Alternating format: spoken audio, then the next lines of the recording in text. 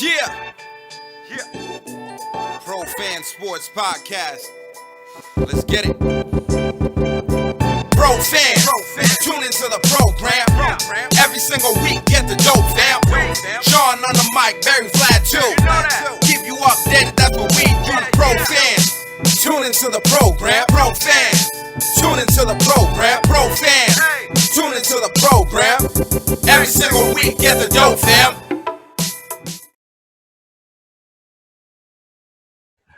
Yo, what it do, everybody? It's your boy John Altidor with Pro Fan Sports Podcast, back at you with another one. My boys Vlad and Barry. What's good, fellas? Yo, what's going on? Hey, what's up, guys? Here we are. Excited to be here as always. Ready to go for our episode 35 now. Let's get it. Episode 35. I'm trying to think who's at 35. Who's at number 35? Kevin Durant, yeah, KD is the most famous one in my mind. Anyway. Reggie Lewis is another one. Oh, Reggie Lewis, man, rest in peace. Rest in peace. R.I.P. Yeah, for sure, man. For the people that support us weekly by watching the videos, you'll notice a difference. You guys are at their houses. We're not together for this show.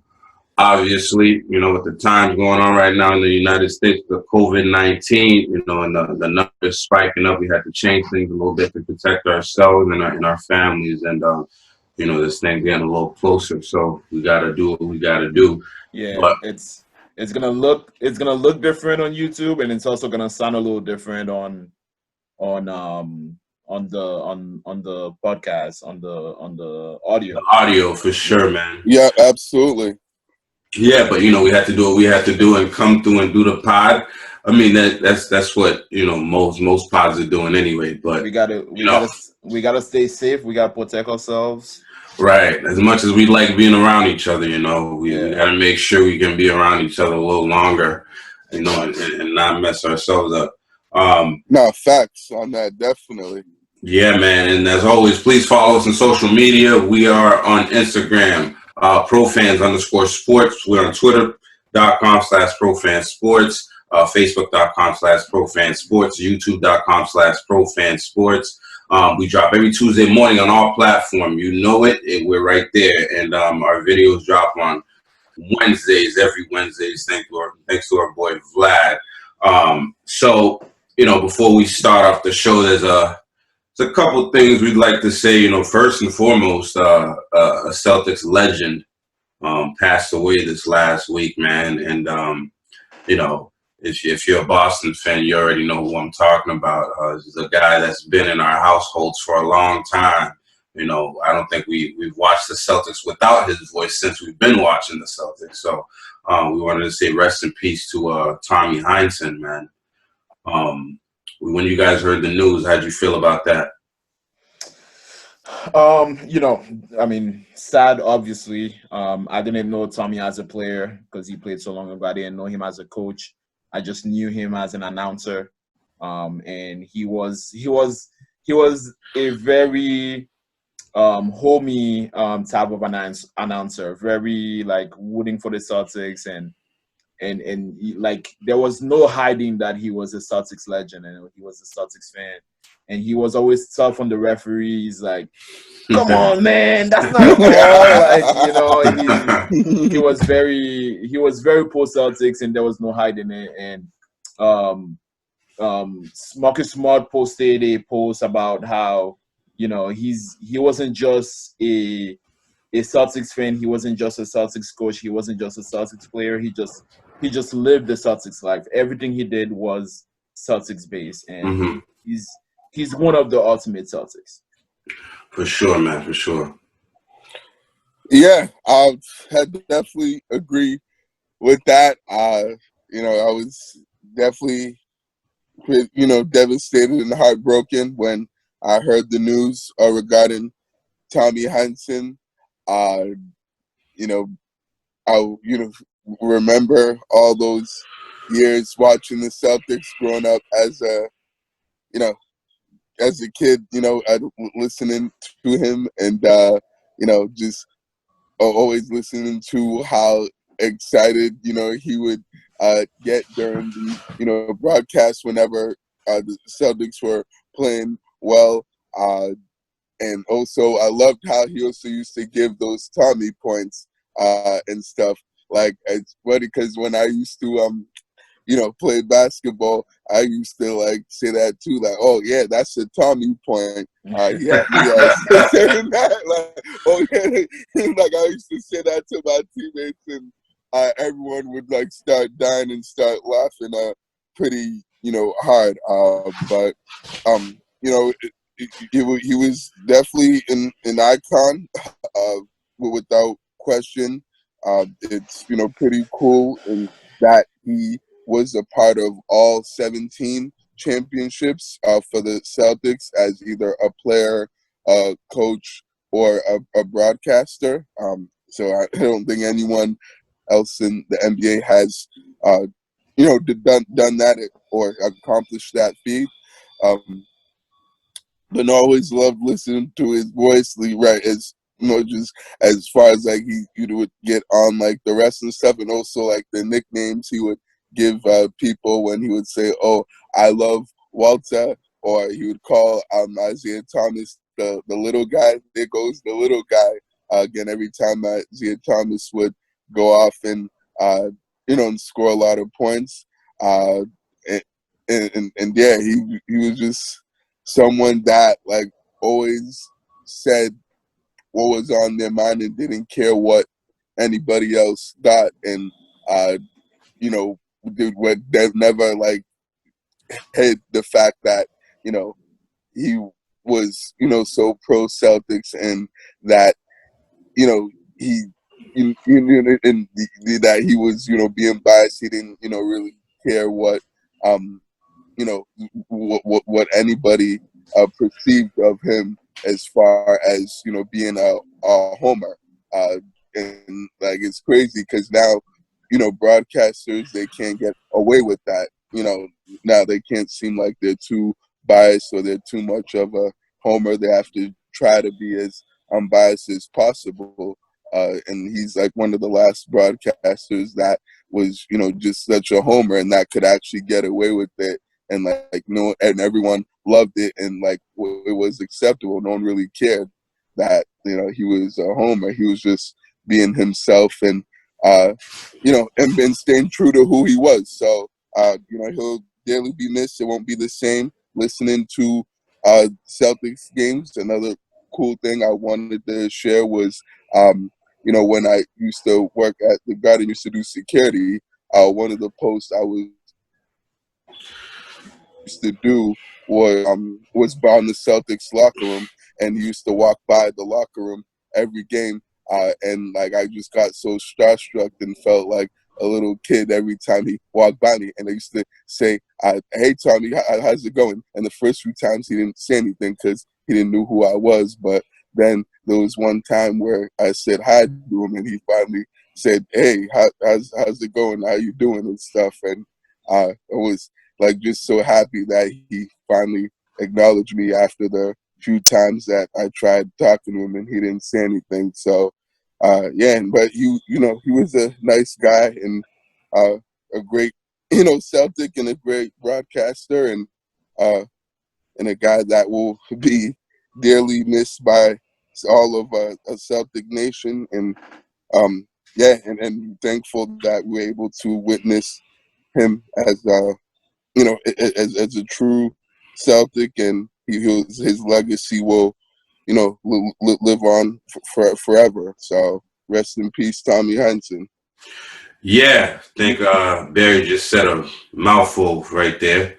I mean, I think we all grew up with Barry in our house. You know what I'm saying? You're hearing the loud voice over the TV. You know the Celtics game was on. And like Vlad said, we didn't watch him or anything like that, but you did. You definitely know who Tommy was, and condolences to his family. Condolences to Mike Gorman, because I know that's his partner in crime on the TV.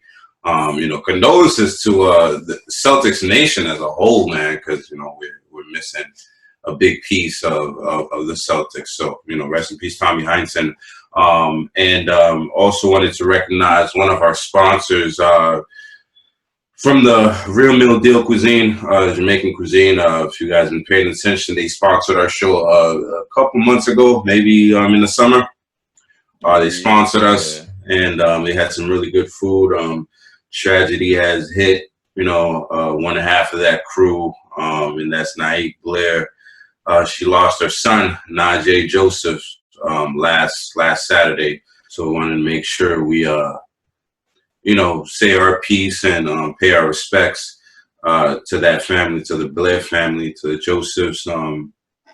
Rest in peace, Najee. From what I know, he was a good kid. Was his mother's best friend, and I know he'll be dearly missed. So I was at the vigil. It was cool, man. It was pretty cool to see everybody that came out to pay their respects to him. You know what I'm saying? So it seemed like he was a very impactful individual, and he'll surely be missed. So rest in peace to him. And lastly, we wanted to say Happy Veterans Day. Last week we had Veterans Day on Wednesday, right? Yes. Yes. Yeah, that was last Wednesday. That's a weird day to have Veterans Day on, huh? But yeah, I think it's one of those that doesn't fall on a Monday or on a weekend or something. Right. I like my holidays on like a Thursday or Fridays or something like that. You know what I'm saying? We don't get to choose. Yeah, it usually always falls in the middle of the week, Right. Veterans Day. So I'm not too surprised that it was on a Wednesday this year. It's always on a weekday. So right.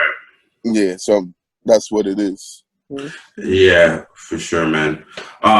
One more thing I want to say. Yeah. I want to say prayers for one of our one of our fans and one of our listeners, one of our supporters, dedicated listeners, and that's my really close friend Rudy Luders, and I know he contracted COVID, and I just want to wish him speedy recovery, and just can't wait to see you soon, buddy. Yeah, for sure, man. Rudy, man, we're pulling for you. I think I talk to Vlad about you every day now. So we're usually not talking about you every day, but now I gotta make sure I check. You know what I'm saying? So speedy recovery, man. We're waiting for you whenever that is. I know he's trying to do a podcast too, so I'm trying to hear that podcast. You know what I'm saying? For sure. Yeah, man. Oh, word. That's what's up. Yeah, me too. That's awesome. He's trying to get into podcasting. But yeah, sorry to hear that, happened to your friend, Vlad. We were just recently with him not too long ago for your birthday barbecue he had at his place. And, that was a good time. And, appreciate him inviting us to the, to the barbecue. So just want to say, yeah, get well soon, Rudy. And, hope, you get back to, home, being with your family and, with your friends, and getting to, live your life again and get into that new podcast you're trying to do. For sure, man. Let's get to it, man. We got a lot going on today, man. We got like 2 games to break down. We got another game coming up when it comes to the Patriots. So we're going to be hitting the NFL as usual, see what's going on around the league, see what's going on with the Patriots, of course. The NBA, there's trade rumors. The trading period just started, on Monday. So on Monday the 16th, so there's already guys flying off the shelf, man, and flying off, the rosters and stuff. So, if any of the NBA free agency is always like wild, you know what I'm saying, guys? It seems like big names just move cities every single offseason. So we'll talk about that a little bit. We're gonna hit up on MLB, tell you some things that's going on there. And then Vlad will hit you to the soccer. Of course, we're gonna do the B Money Lifestyle Person of the Week. But firstly, we're gonna get to the NFL, man. We got a couple games since the last time we spoke. We didn't break down the New York Jets football game versus the Patriots, and since then they've had another game, which was on Sunday night, so let's start off with the Jets though. Last week the Patriots won 30-27 against the Jets, and I didn't think it was going to be a game. right? But it ended up being a lot different. So let's talk about that a little bit. How do you guys feel? What do you guys think about, what's going on with the team right now? What trends are you seeing? What positives and, what negatives can you pull out of the Jets game? Well, the Jets game was just way too close. I thought that was a game that we were gonna handle pretty easily, but when I found out that Joe Flacco was gonna start that game, I got worried. Joe Flacco. I got worried a little bit because Joe plays well against us. For some reason, man. He always No, does. for real, seriously. He always does, and he didn't play a bad game against us last Monday. And he threw for 3 touchdowns. J.C. Jackson had an interception in that game, and Nick Folk had the play of the game with the game winner. But I think most importantly, in that game, Cam Newton played mistake free, which was which we needed in order to win that game. It was a much needed win for the Patriots. They worked hard for it, harder than we thought they should, but nevertheless, it was a win. And yeah, that's what I thought of that game. Yeah, man. Yeah, the Jets game, that was an ugly game to say the least. It was, unfortunate that the defense didn't play as well as they should have, and let the Jets score as much points as they should have, and move the ball the way they were able to move it.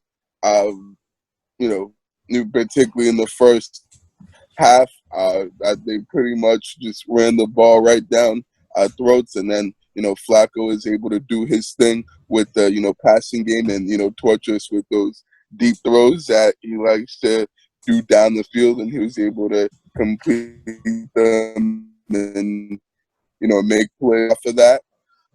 You're right, the tackling was very important and atrocious that game. Letting guys like Frank Gore, who are 50 years old, freaking run through your defense and go wherever he wanted to go, and it was like he was getting a first down every time they carried the ball. It was like all they had to do was run it, and they were legit moving the chains and getting first down just by running it, letting no throwing it. The secondary was terrible as well. I didn't think they did a very good job in coverage. Too many guys got beat over the top, and then let the receivers get too much separation, and the Jets made them pay for that. But they at least played better in the second half. I thought the offense got off to a slow start for the Patriots, but since they were down 10 at halftime, but I think they picked it up in the second half, and started to really get going in terms of the running game, and then also Cam Newton was very efficient throwing the football. Throwing a lot of short, high percentage passes, which he was completing, and and they were able to get good gains off of those. And Jacoby Myers was great, and that game he was the player of the game. Making big play after big play, and finding the holes in the coverage and getting the separation he needed to, and making the catches when we needed to make them. So he certainly, was a big part of that game. And but yeah, what's impressive to me in that game was the Patriots in the fourth quarter, not only to become from behind, but to also close out games. Because what we've seen this year so far was that not only had they struggled to come from behind, but they struggled to finish games, particularly in the Seattle game where they fell a yard short, and then in the Buffalo game when they fumbled the ball at the end. So it was nice to see them actually be able to finish a game and finish strong and play well in the fourth quarter, and and close the game out the way they did against the Jets. Right? It was obviously shouldn't have been that close, but it is what it is. That win's a win. They did what they had to do, and took care of their business and made the plays that they had to, and and won the game. So it was a good win nonetheless, and it was definitely something that the team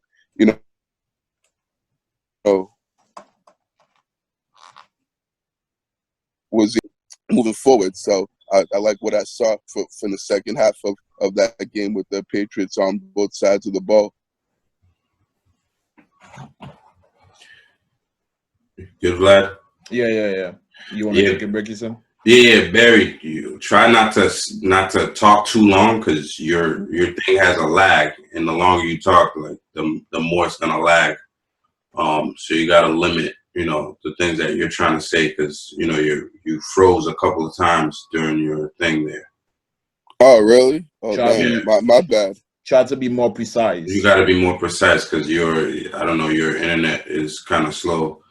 And the audio is it's not gonna be clean. Yeah, it's gonna have a little bit, but I think that's to be expected with the recording. It's not gonna be the cleanest, but I mean we just gonna have to do a little bit of editing on it. Yeah. Well, you're gonna have to, because I don't know anything about this. Okay. I can deal with the audio.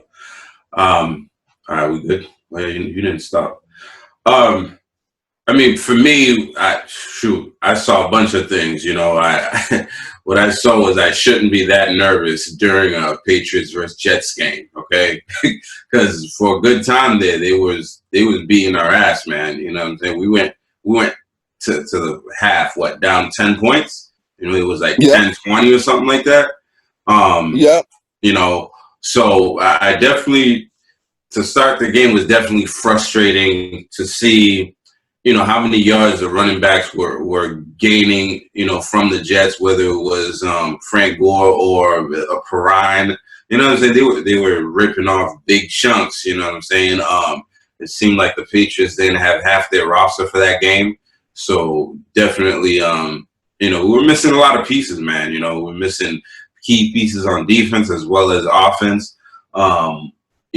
I saw, once again, man, it's like, why were we not playing Jacoby Myers? Because he had 169 yards, and 12 receptions, and it was also his birthday. So, that's quite the birthday performance for him right there. And, since then, I mean, the kid's just been doing well. I think Vlad said something about Cam Newton pretty much playing mistake-free, and, it definitely looked like that. You know what I'm saying? What was he, like, 27 of 35? That's pretty efficient, 37, well, absolutely. 27 of 35, 274 yards. He didn't throw a TD, but he didn't throw an interception either. So most importantly, you know what I'm saying? Yeah. We have a knack of making Joe Flacco look like, he's Tom Brady or something every time we play him. I don't get it, but I think he's one of those players that has confidence when he plays us, because he's had so many good games against us, and he's, one of the few quarterbacks that's beaten us in a postseason around here too. So I think he has a lot of confidence but when he plays us. Jacoby Myers' performance, unbelievable. I think he's came out of his shadow. I think that was his coming out game, and I think we're gonna need him down the stretch. Man, it's I talked about it a couple weeks ago, and I'm gonna continue talking about it. Why did it take him this long to get on the field? I don't know. No, that's facts. Absolutely. Just going back on how Bill Belichik is, best man's gonna be on. You know what I'm saying? Best man plays, best man, whatever. It doesn't matter what draft, position you're at. The best man for the job is going to play. And it seemed like you kind of like went the traditional, if it's a first round pick, we're going to play him over the, undrafted person, which I don't understand. It looks like the kid has been playing with Cam Newton for like 30 years. You know what I'm saying? Like, For I real, mean, no, was seriously. he not doing this in practice? Because like, how is he doing this in the game? You know, what I mean, it's not like he just came out of nowhere. So why was he not on the? You know, Jacoby looks like, you know, he looks like the new Julian Edelman. You know, as far as like him him coming in. Oh damn, John, you really went there, huh? I mean, former quarterback. Already? Former quarterback, you know, he didn't get drafted. You know, Edelman was what, like 6th round or 7th round or something? Was he a 7th round? 7th round, right? 7th round pick. Right. You know, and Jacoby didn't even get drafted, converted to receiver. So did Julian Edelman. And you can see he knows where he's supposed to be at on the field. You know, he's not a guy that's going to like break the game open with his speed or anything like that, but he knows exactly where to be on the field. He knows where the soft spots are. He knows where the zones are, and you know, it's easy to see on the film. You know what I'm saying? When you're watching it, when you're seeing the game, and the guy is, you know, they always talk about the 40-yard time, but it's like there's, you know, you can't substitute for a guy that knows how to get open. You know what I'm saying? That knows how to manipulate the defense and make his, you know, create a pocket for himself to get open, and it seems like he's doing it every single time. So that was a huge game for Jacoby, man, and he's definitely quickly becoming one of the favorites this year on the Patriots for sure, man. But nevertheless, man, you know, we pulled out the win. You know, a last minute field goal, and I think Nick Folk, yes, Nick Folk, yep. Nick Folk. You know, I think he won like special teams player of the week or something like that for that game. He did. So, that's right. I remember, you know, earlier on we were talking about how, you know, terrible our kicking situation was with us drafting the kicker and then him not really doing shit, and then them signing Nick Folk again. We're like, oh, what the? You know what I'm saying? Right. And that kid is not even in the league anymore. Is he really? I thought he was in the practice squad. He's not. He's not in the league right now. He's not on the practice squad. No one else signed him or picked him up. No, so he's out of a NFL job as of right now. That's correct. Damn, what happened? You think like the backlash he got for the tattoo? Well, that's definitely part of it, and he sucks. Damn. Right. Fresh. Damn. And you got the rookie kicker killing it on the Colts, right? Exactly. Which is, he got that weird name. He's been doing his thing, definitely. He has the Eric Dickerson goggles too. Yeah, he does. Oh yeah, yeah, for sure. Yeah, that's true. Oh yeah, you have the old school look. That's right.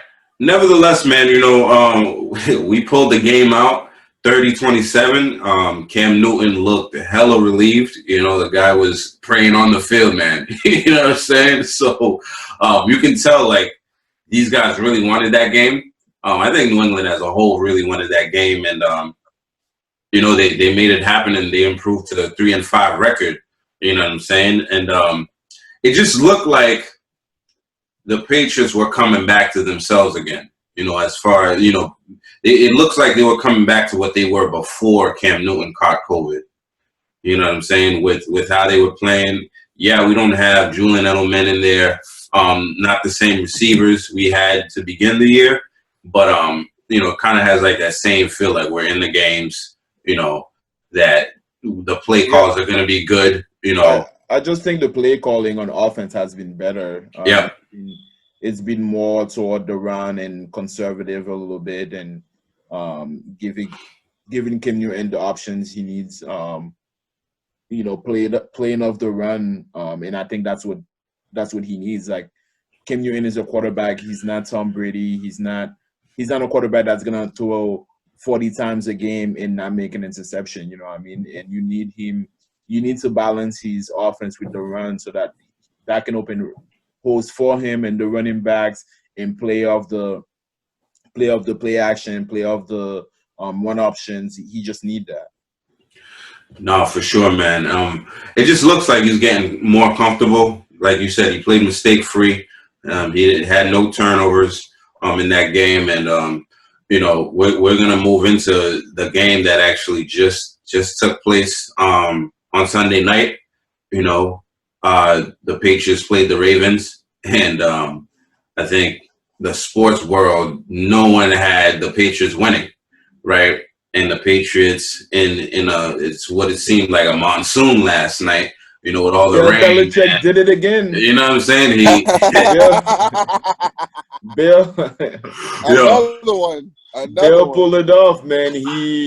I don't know how Bill controlled the weather, but shit, man, that didn't look normal last night. You know how Bill gets with the weather forecast. You know what I'm saying? He's like, oh yeah, it was a little precipitation. I'm like, oh, a little. Right. Man, that looked bad last night. The amount of rain that we saw when it was time for Lamar Jackson to march his team down the field, it was like nobody was gonna make it through that. Like, not Peyton Manning, not Tom Brady, not whoa. not Tom John Brady, Elway. Tom Brady, Right. I don't know, man. Hold up. That was a little too much weather for me, man. I was looking at that. I was like, everybody wants to go inside right now. Nobody wants to be out here. Lamar Jackson looked like he wanted to be inside for sure. That's what I'm saying, man. It's like you ever driving down the highway and it's like you can't see shit. Yeah, that's what it felt like. I really like Lamar Jackson. I wish we had drafted him, but he did say something last night. I was like, all right, don't make excuses. You know what I'm saying? Because we had to play in that shit too. Yeah. When he was like, it seemed like every time we had the ball, like it just started raining even harder. I'm like, dude, you got to do what you got to do to win the game. That's Bill Belichik for you. Bill Belichik knew how to control the weather. Yo, you think the weather in Foxborough is controlled by the environment? Nah. That's Bill, man. God, right. Bill has the control on his little tablet there that he. Yeah. Yo, bring the rain. On that surface, bring the rain. On the sideline, huh? On that little surface. Yeah, but let's get into the game a little bit. So last night, obviously it was really raining, so they didn't ask Cam Newton to throw the ball too much. He only threw the ball 17 times. He for 118 yards. He ran for a TD and he passed for a TD. Most importantly, though, he did not turn the ball over. No interceptions, zero. Right. We saw Jacoby Myers. Man, again, he's showing up. Julian Edelman too. That's what I'm saying. Julian Edelman too. Damn, y'all already calling it? Damn, man.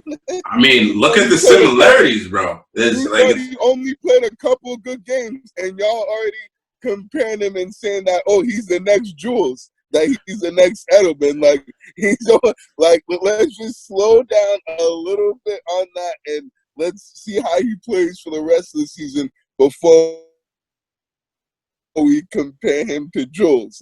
Did you see? He still has a long way to go before. Did you see the throw to Rex Burkhead? He it was dropped a great that play. in there, man. He donned him. Julian Edelman too, buddy. Listen, I posted a status last night. I don't know about that yet, but we'll see. I posted a status last night. I said, "Is Jacoby Myers the new Edelman?" And somebody replied to me, "Who's Edelman?" Like, I was like, damn. Disrespect, man. I was like, damn. Disrespect, come on, don't disrespect Jules like that, man. Put some respect on his name. Well, Jacoby had the best throw of the game. But not to so we can move on with the conversation. I just want to give my thoughts on the game. It was a good game. I think that game was a result of the win against the Jets. I think the win against the Jets gave us a lot more confidence. It gave us a recipe for the offense. I feel as though the offense was running. It was a rushing based offense, but it was complementary to Cam Newton's offense. It wasn't forcing anything. It wasn't putting him in situation to make any mistakes really. I thought the plays by Josh McDaniels were great. You know, neither team had a good fourth quarter. Nobody really had a good fourth quarter, but we saw the weather situation down there, and he just J.C. Jackson had another interception. Another one. Five games with 5 consecutive interceptions, which is unbelievable. Yeah, the defense played well. Cam Newton played okay. Damian Harris looked like he's not giving that job up. I'm sorry. What's his name? What's our brother's name? Sony. Sony Michelle. Sony, you might as well come on this podcast and just be another host. Take a seat right next to me, Sony. Right here, Sony.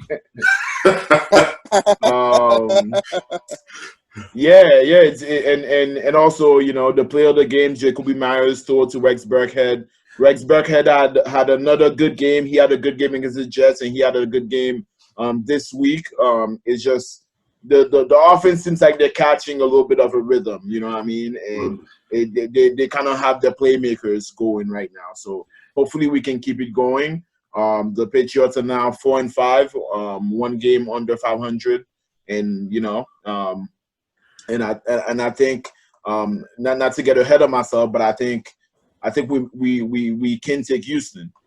Yeah, I mean, you know, not to say what you were saying, but Jacoby Myers, I think, had the throw of the season last night. I saw people say that. I disagree. I have not seen that throw, anybody throw that touch, and he pretty much threw Rex open last night. No, it was beautiful, but that throw that Cam Newton made to Julian Edelman down the field against Seattle. Yeah, Seattle. Yes, that was an unbelievable throw. Yeah, so down the middle. Yeah, I'm not gonna give it to Jacoby yet. That was the best throw of the game.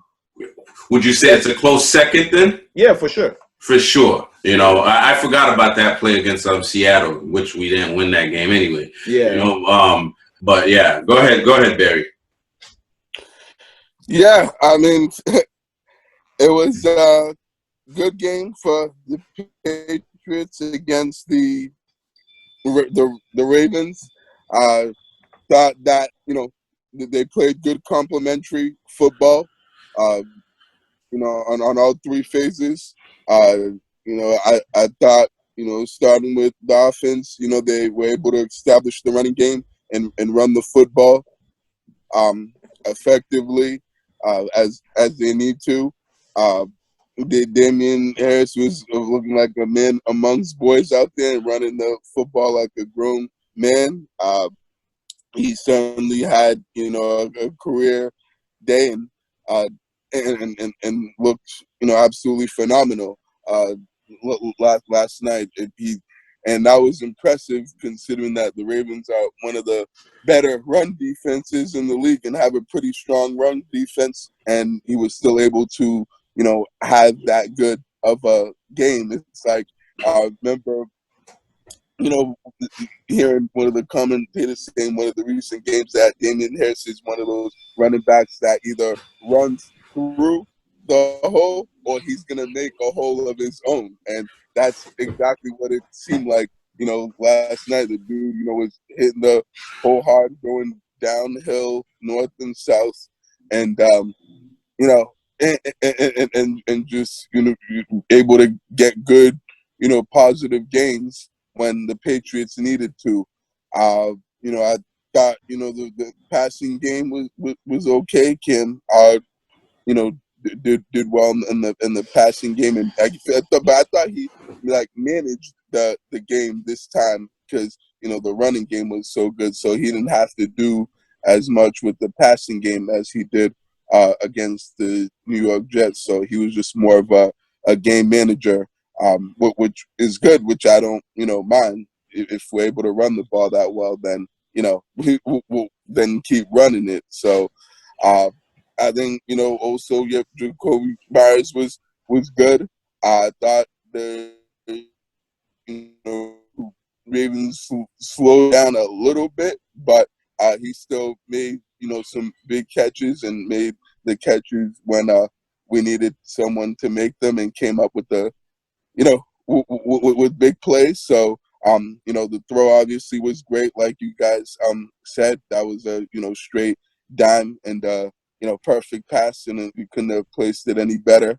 And that was a great catch by Burkhead as well, being able to do that. I thought he even played well last night too. Rex Burkhead, made some plays, caught that touchdown earlier from Cam Newton as well. And and he ran the ball effectively when he got his opportunity.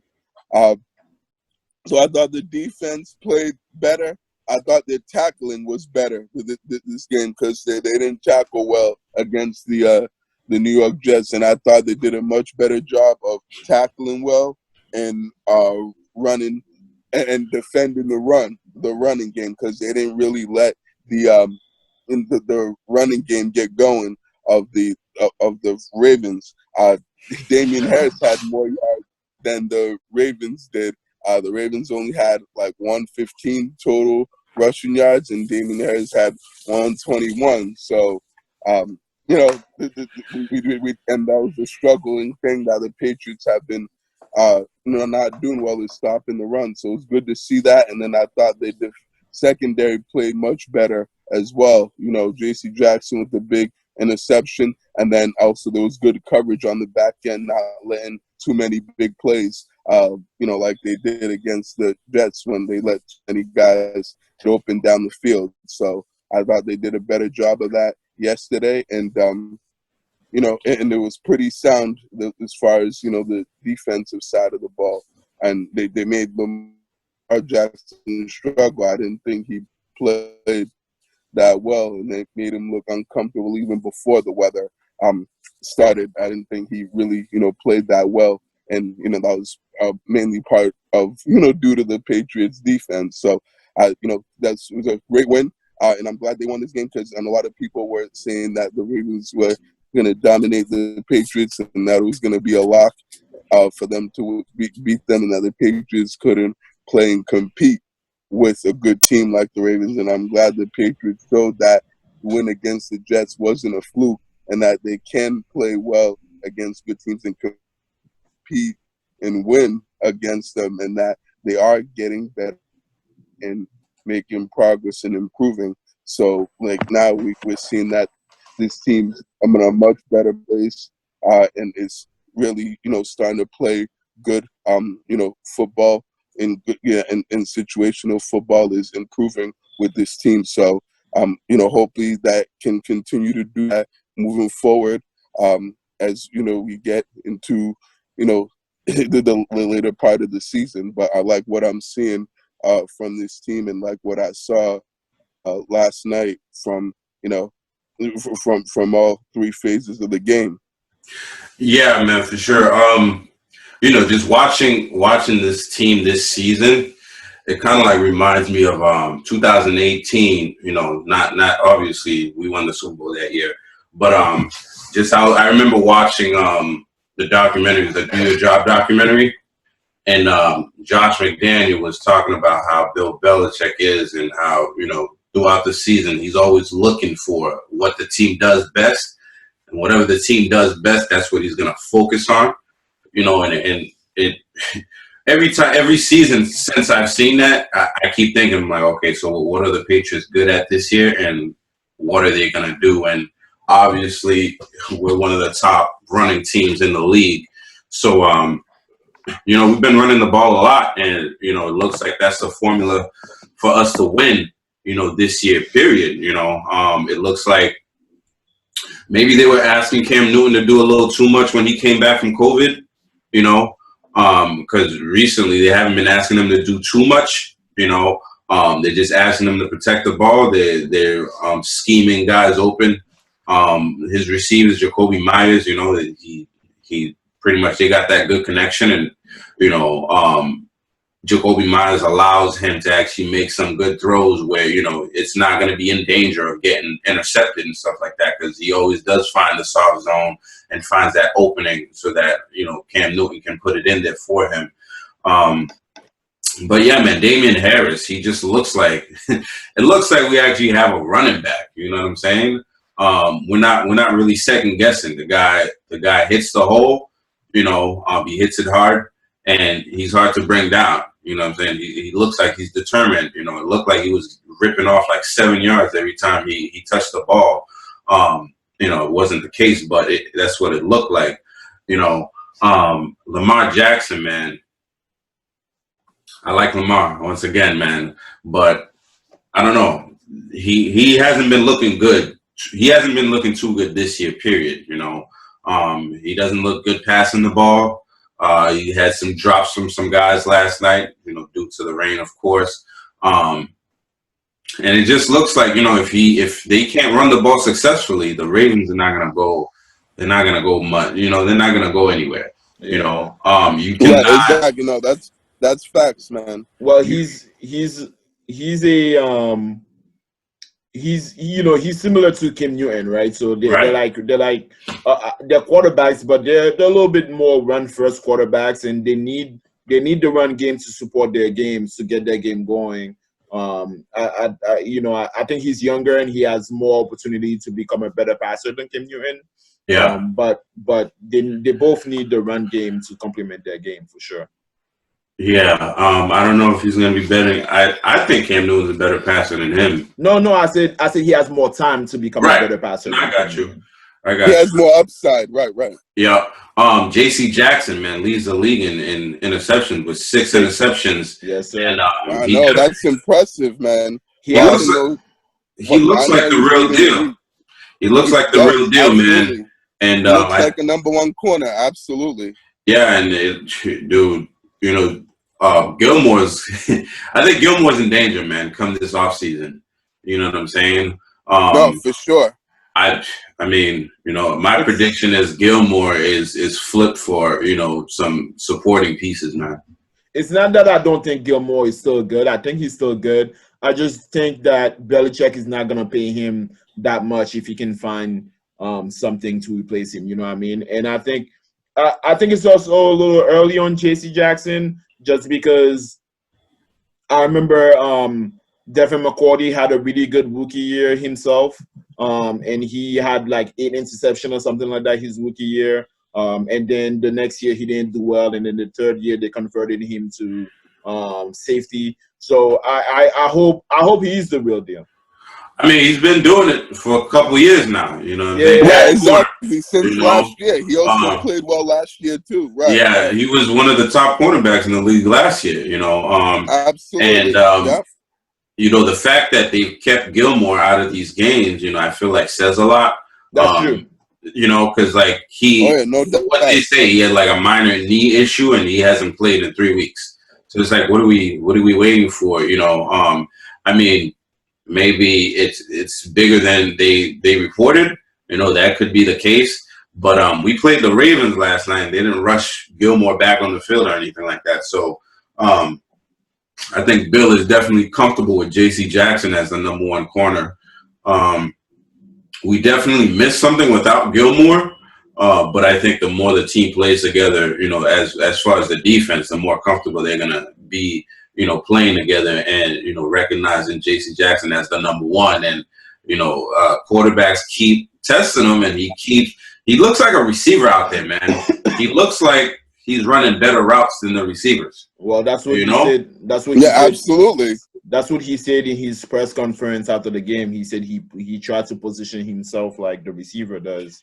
And usually when he gets those interceptions, he's usually on as a blanket under those receivers, you know what I mean? Dude, over the shoulder interceptions. It's like you don't really see too many corners catching over the shoulder interceptions in this league. You know what I'm saying? Usually it's like usually it's like somebody spying or you know they read, you know, the quarterback's eyes perfectly, but like when a ball is coming down that trajectory and you're catching that ball as a DB, it's pretty hard to do. And I've definitely been impressed with J.C. Jackson, and he's definitely one of the reasons we've won the last 2 games, because he's came up with timely, very, very timely interceptions. You know, last night as well as the game versus the Jets when he intercepted Joe Flacco for us to go and because tie the game up.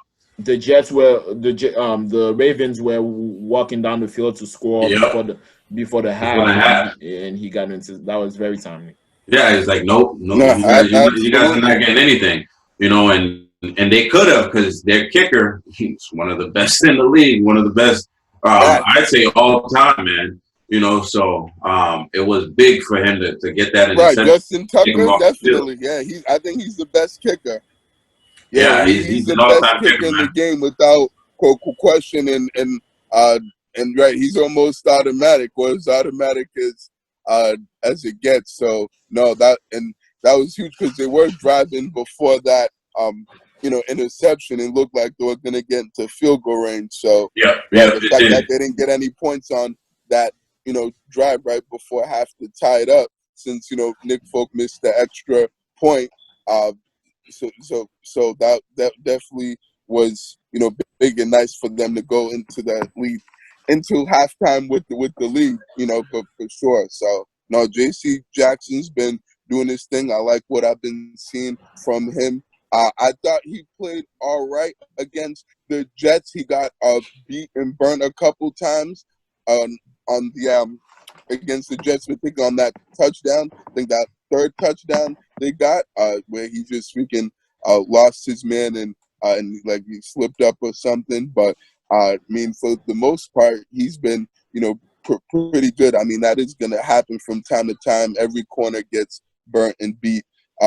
But good thing it hasn't been consistently with him. He's consistently playing good coverage and good technique, and definitely been making plays, whether it's interceptions or whether it's just defending the pass and making it really tough for the opposing receivers to catch the ball and for the quarterbacks to complete the ball. So I think he's a future number one corner of his leagues. If he keeps it up, he's still got has to continue to do this for the rest of the season. But if he does, then I think definitely the Patriots are gonna look into him as being the top corner of the team, and possibly it'll be even easier for them to get rid of Gilmore if they do decide to go that route. Even though I still like Gilmore, but I wouldn't be surprised if the Patriots do decide to to go in another direction with him in the offseason and maybe flip him for like a draft pick or something, like a first or second round pick, and get some value for him, because he's only going to be making $7 million at the next season, and he's definitely not going to settle for that and going to want to get paid. So, and I don't see Belichcik paying a corner over gold. He'll be 31 next year. I don't happen. Yeah, for sure. I mean, I think going into this game, I think nationally nobody gave the Patriots a chance to win. Absolutely. And, everyone was riding them off. Right, and I mean, if you've been watching this season, it's like, why would you give them any chance to win this game? Because they haven't won against like a good team all year. We've won against like terrible teams, like teams that are not that great. No, we beat the Raiders, and the Raiders are really good. They're 6-3 right now.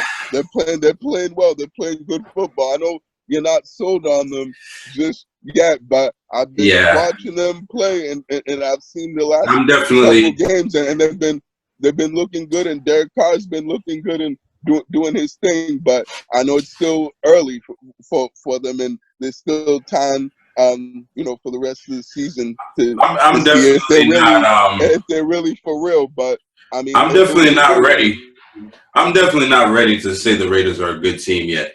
So really? I think we're more than halfway through the season, and they're 6-3, and they're playing good football. I think their notable win, they won against Kansas City Chiefs. But other than that, I don't exactly the best team in the AFC, or the second best team in the AFC. Yeah.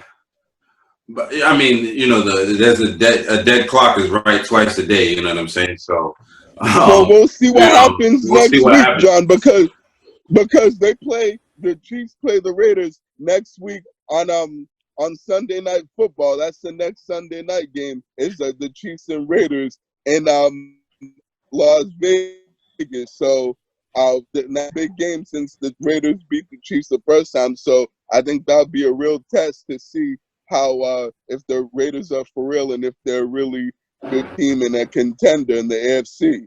Yeah, if they keep it close with the Chiefs, I'll consider it. If they win, I may say they're a good team, but I just don't trust the Raiders at all, man. But regardless, I just feel like we haven't had like the best.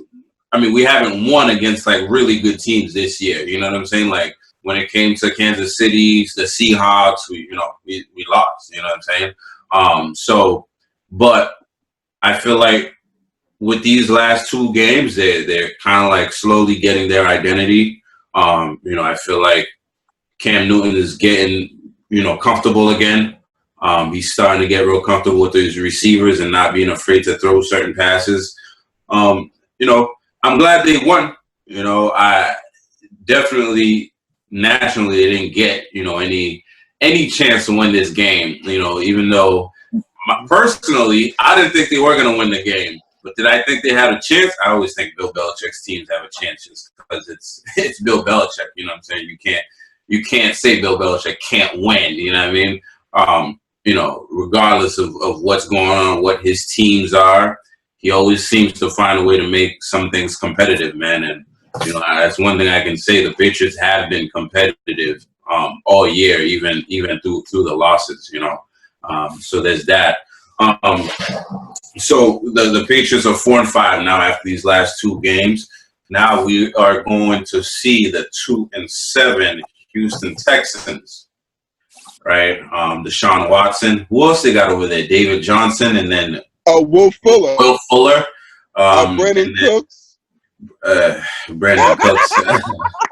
That's how you really feel about Brandon Cooks. I know he's been crashed on your fantasy team and riding that bench hard, riding the pine. He's hugging that bench, dude. But I know that dude's freaking like washed in the shell of himself now. For real, all those concussions have taken a toll on him. Right. So the Texans have won 2 games this year, and they've both been against the Texans. So I mean, they've both been against the Jaguars. So that tells you something. They're not. It tells you that they're missing one DeAndre Hopkins, who had an amazing catch last night. Y'all seen that catch he had last night?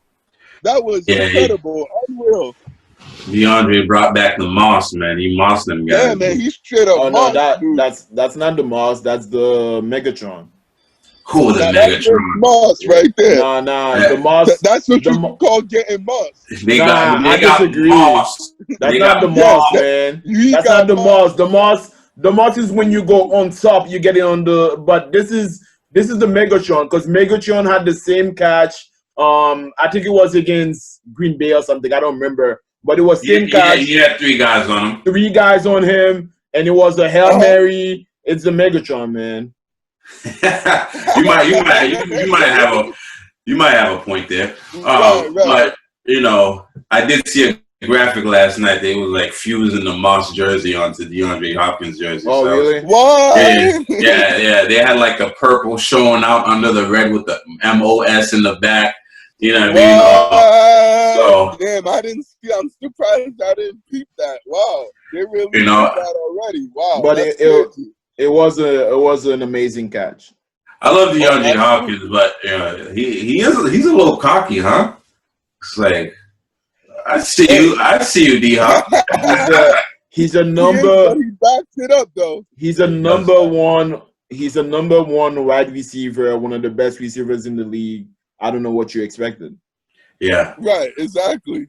Like he has every right to be cocky. Shoot, I don't have a problem with people being cocky as long as you back it up on the field, and he certainly backed it up and has been backing it up with his play this season and especially last night. So let him be him and do his thing. So right, I think keep being cocky, bro. Yeah, we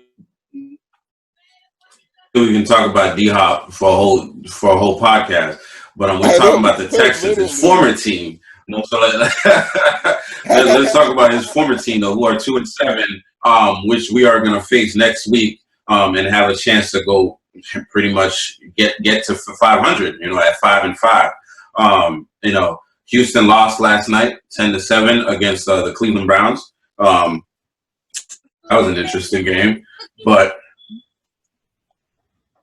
yeah. So there's that, man. What do you guys see in that game? What are you guys looking forward to, and what's your prediction for that game?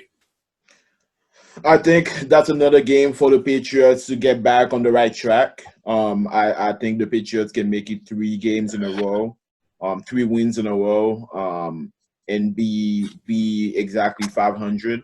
I think the Texans haven't been playing well on offense at all. They've been pretty abysmal on offense, especially with the loss of DeAndre Hopkins and then the fire of their coach. Of their head coach. They just haven't been the same team at all. Also, I believe that David Johnson was out with a concussion against the Browns. So I'm not sure if he's going to come back for that game. That's going to help them if he comes back.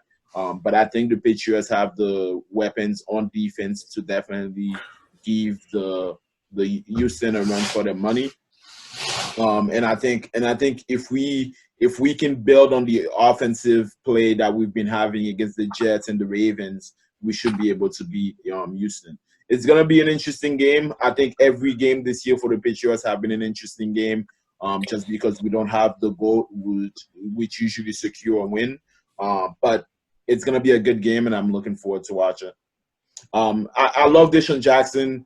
It's unfortunate what he's going through in Houston. He doesn't deserve that. He definitely deserves a spot that will cherish him as a quarterback and make him a better quarterback.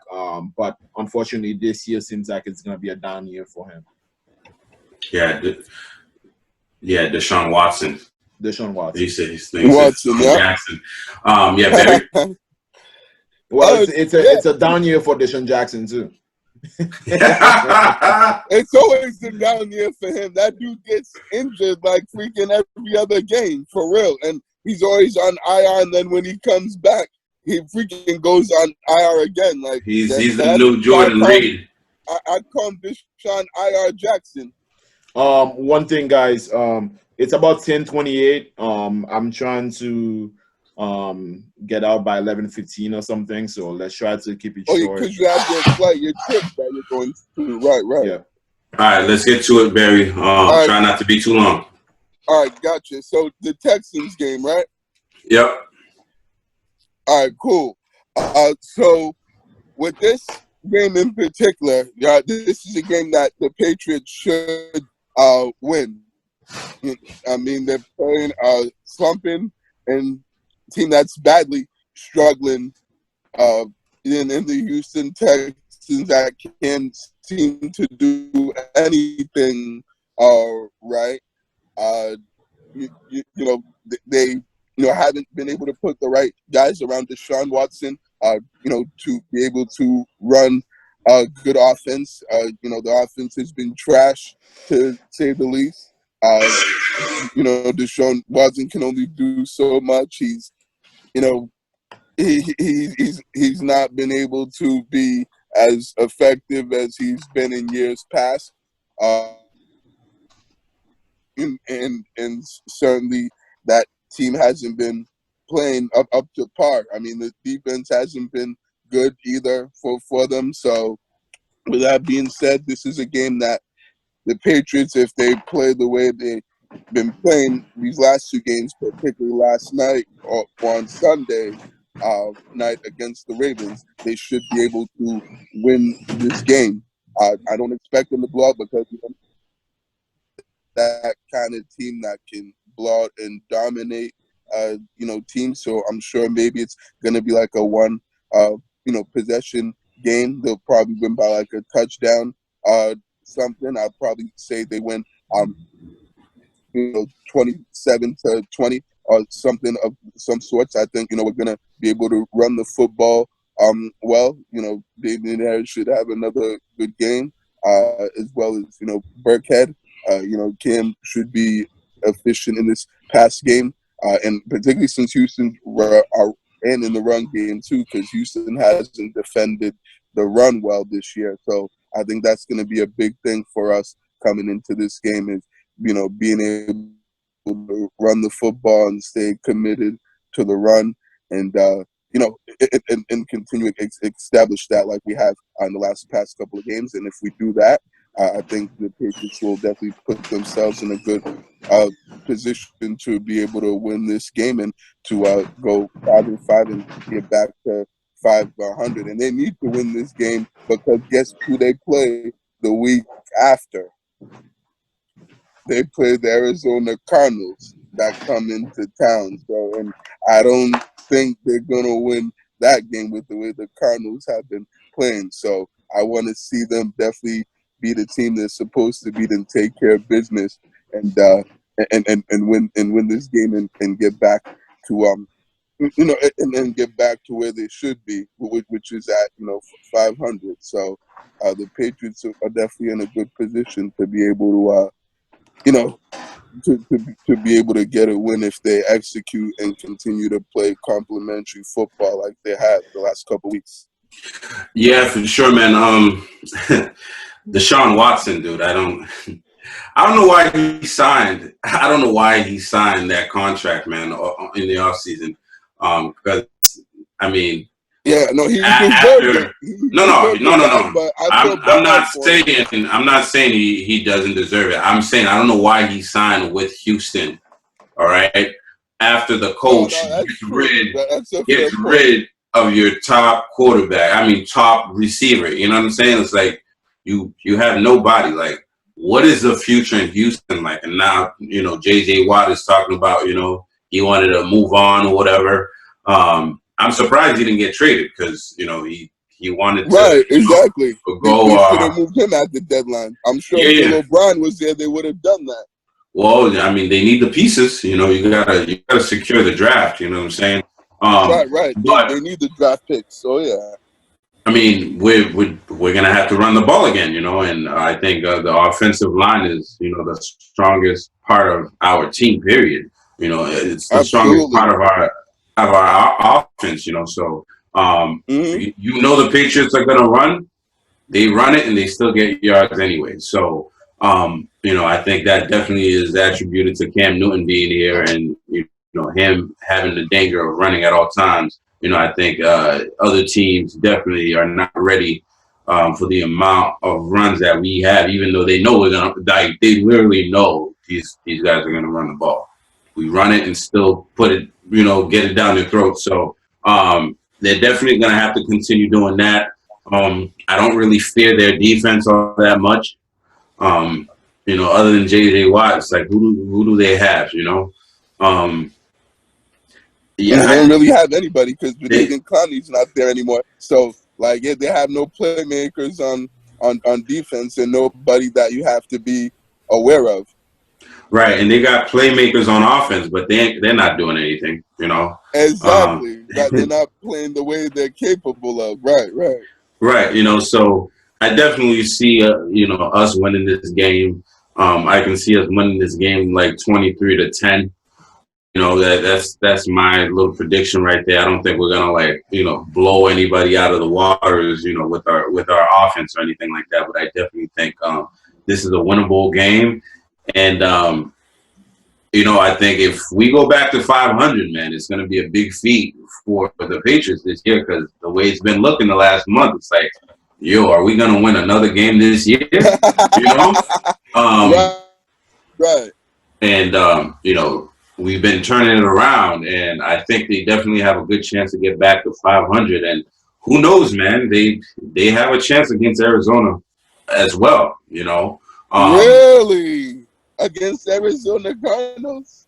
Yeah, I mean, we just beat the Ravens, so I think but we definitely the Cardinals have are much better than the Ravens. The Ravens don't have Kyler Murray and D-Hop, and the way those boys have been playing, I don't know if our defense can handle that, can handle those two. You saw what they did against the Buffalo Bills, and the Bills have a solid defense. So I don't know if J.C. Jackson and that secondary is ready for that smoke just yet. But I mean, the Patriots played a close game with the Bills. So I'm not like we They can. did, but I'm saying this team's different though. This is a team Yeah, that and we haven't seen a dynamic and listen. explosive That team, offense that like we team, have in the Cardinals. Like we that team haven't was played like losing. that That before. team was losing to the Bills last night until that Hail Mary pass at the end.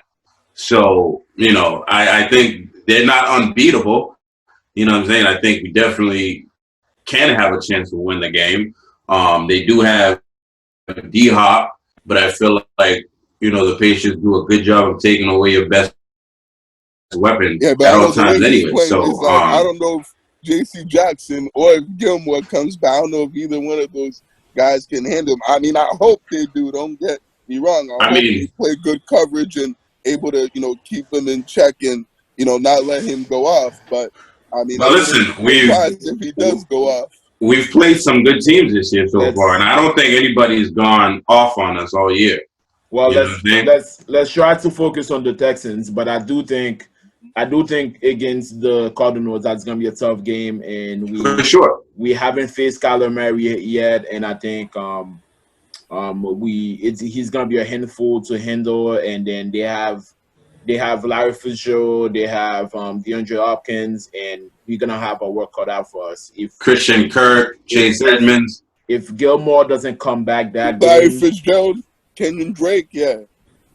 If Gilmore doesn't come back that game, then we're gonna have it's gonna be really hard to contain those guys.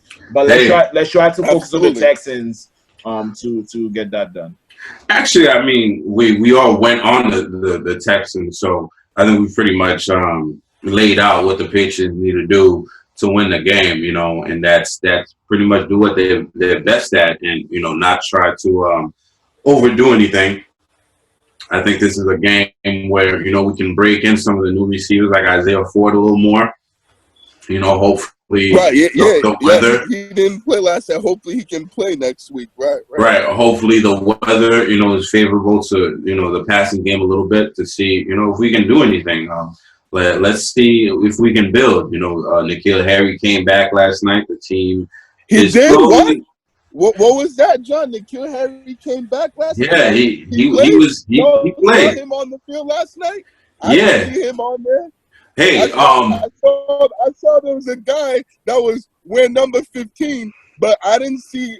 I wasn't sure if that was him or not because I was about to file a police report and put an APB out there for someone that's been MIA and been missing for at least a year and a half in N'Keal Harry because I did not see him on the field and haven't really seen him this year or seen him at all as long as he's been with the Patriots. Like I really didn't think he even played last night. I heard he was active, but I thought he was a leg scratching inactive. Y'all, I'm surprised y'all saw him because I didn't see him, didn't even know he played and actually was on the field. That's crazy. I mean, without him on the field last night, Rex Burkhead doesn't score that first touchdown. So he was there, and he had. That's the only thing he listen, did. I get it. Targets, Barry, I get it. Everybody wants to trash on N'Keal Harry, because he's not playing, to the first round talent level right now. But he definitely, I think he plays a role in the running game. He's a big body guy. He blocks pretty well. You know what I'm saying? I feel like, you have to give the guys credit when it's due. You know what I mean? And he did his thing, in certain plays. But again, new quarterback. Well, you really think he had an impact out there last night besides that one play that he blocked for Burkhead? I mean, he blocked all game. I mean, Demir Bird didn't make any catches last night. He's gonna block. What else is Demir Bird didn't? He can't catch. Demir Bird didn't make any catches last night. Listen, only one person caught balls last night. And that was Jacoby Myers. Nobody else did. Burkhead caught balls last night. Even the tight end caught a ball last night. Receiver. I'm talking about receivers. He's the only receiver that caught a ball last night. You know what I'm saying? And we had him on the field. So, I think it's N'Keal Harry's first game back. Be catching balls. That's my point, John. My point is that I get he's doing well blocking, but we still need him to be catching balls and be involved in a part of the passing game too. And the fact that he's not a part of the passing game, you can't just, you know what I'm saying, not, you know what I'm saying, like overlook that and not say that he should be doing more in the passing game and that he should actually be making plays in the passing game. The guy's still not able to get separation from a parked car, like I said a few episodes ago. Like the guy still needs to be able to be, you know, still needs to be doing his part in the passing game, in which he's not doing. So that's, you know what I'm saying, what I'm trying to say, and that's my point, is that I get he's helping out the team in terms of blocking, but he's not doing much in terms of the passing game, and we need other guys besides Jacoby Myers and to step up in the passing game, which they haven't been doing. Well, let's see what he does moving forward, but I feel like you have to give him credit where it's due, and you know he played his part in the run game last night. You know, I'm just not the guy. It's been 2 years. It hasn't really even been 2 years. He hasn't played a full like season a year and yet. a half. You know what I'm saying? He hasn't played a full season yet. The guy's played like 8 games, you know, in his career. So I think, you know, I'm not making no excuses. He played 8 games last. Didn't he play 8 games last year? Yeah, he played 8 games. No, he didn't play 8 games last year. He came back at the end of the year. Like week 9, week 10. He missed 8 games. And then he came back like week 9, week 10, and he still played 8 games last year. Did he play 8 games or 6 games? No, it was 8, including the playoff game. It was 8. Yeah, and then he had a quarterback that didn't want to throw the ball to him. And then this year, you know, he started off and he's injured or whatever. But you know, this is not about N'Keal Harry. He hadn't been doing much. Yeah, before the injury, so. For the sake of time, we'll argue about that another time. One thing I just want to say, I'm not gonna let y'all say that Tom Brady didn't want to throw to him. That guy sucks. Tom Brady didn't want to throw to him because he wasn't open, and we can say that this year, because this year even Cam Newton is trying to get him involved. And he's still not really doing that because he just sucks. Period. As a number 1 pick, he's just not doing what he's supposed to do. And just as a football player, he hasn't shown that he's that great of a football player. Period. But I do agree with you, John. We have to move on. Right. I did not say N'Keal Harry's been killing the game. I said he did his part last night for what he was asked to do. You know. But let's move on, man. Lastly, about the Patriots, you know, we don't have too many news around the NFL because the deadline went by, and you know, other than you know, the Saints facing disciplinary action for their little partying thing they had against, you know, after they won against the Bucks. You know, they might lose a draft pick or something like that for not wearing masks and stuff during their celebration. But there's one last thing I wanted to talk about was Bill Belichick's been making some really weird comments, man, in the media, and like I don't know. I thought this whole year, like, you know, during press conferences, Bill Belichick has been different. If you're paying attention, he's, you know, after he answers a question, the reporter will say, "Thank you, Bill," and Bill will be like, "You're welcome." I'm like, "You're welcome." Right. like whoa, like what the hell is that? You know, said that in 20 years, exactly. It's like, you're welcome. You know, all of a sudden he wants to be sincere now, exactly. Right. I know, and then you know, and other than that, he's been making some really questionable comments. You know, we talked about a couple he made last week when it came to selling out. And then last week they asked him about the poor drafting over the years, and his question was, "I'm not going to apologize for our record over the last 20 years. I've seen a lot worse," which to me is like another, like, why? It seems like he's getting defensive or something like that. Maybe, you know, he's feeling the pressure of the season and losing. Is he making excuses? Like, what is going on? How you guys feel about that? I think this year's different. I mean, it's the first time in, I don't know, maybe almost 20, 19 years that he has a record under 500. So I think that will get to anybody. You know, he's not a robot. He may act like it, but he's definitely not a robot. But it does sound like excuse making. It's definitely the comments he's been making lately is definitely comments that I thought I would never hear from Bill.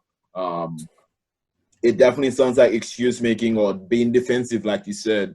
But you know, now he's back in winning ways. I think he's gonna go back to regular Bill.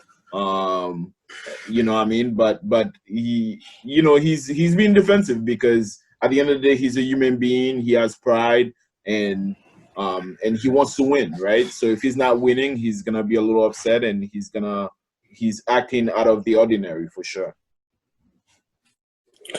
Yeah, I'm with you on that, Vlad. I think, you know, it's been uncharacteristic of what we've seen from, you know, and been hearing from Bill Belichick throughout this season to this point. You know, he's been a lot more open and actually saying a lot more to the media, which he typically doesn't do. He usually gives short, straightforward like answers and doesn't really like say too much, or he'll just say a whole bunch of stuff that is pretty much doesn't mean anything. So you know, it's really like odd to hear, you know, him making these, you know, excuses, you know, for a guy that's, you know, all about not making excuses and about doing your job and no days off and you know, and doing what's, you know, best for the team.